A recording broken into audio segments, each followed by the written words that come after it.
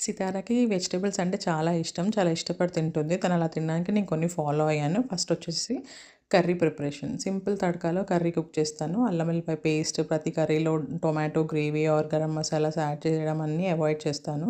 అలా ఉండడం వల్ల ఈచ్ కర్రీ ఒక కలర్ డిఫరెంట్‌గా కనిపిస్తుంది. ఆ టేస్ట్, ఫ్లేవర్ తెలుస్తుంది కాబట్టి ప్రతి కర్రీ కొత్తగా అనిపిస్తుంది. వచ్చేసి సైజ్ చిన్న చిన్నగా కట్ చేయడం వల్ల అది ఉట్టిగా కర్రీ ఇచ్చినా కూడా తను ఈజీగా తింటుంది. అలా పిక్ చేసుకొని తింటుంటే స్నాకింగ్ లాగా ఉంటుంది. టెక్స్చర్ ప్రతి కర్రీ మంచిగా కుక్ అవ్వాలి. సో దట్ వాళ్ళకి చోకింగ్ అవ్వకుండా ఉండాలి. అండ్ తినగానే కంఫర్టబుల్‌గా తినేలాగా ఉండాలి. ఫోర్త్ వచ్చేసి portion and colourful.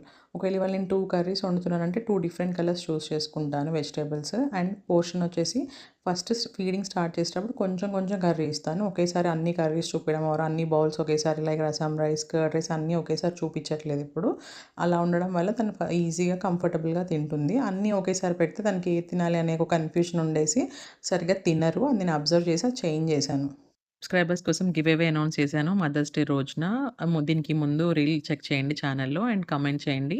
A give away కావాలో త్వరలోనే రిజల్ట్స్ అనౌన్స్ చేస్తాను. Thank you.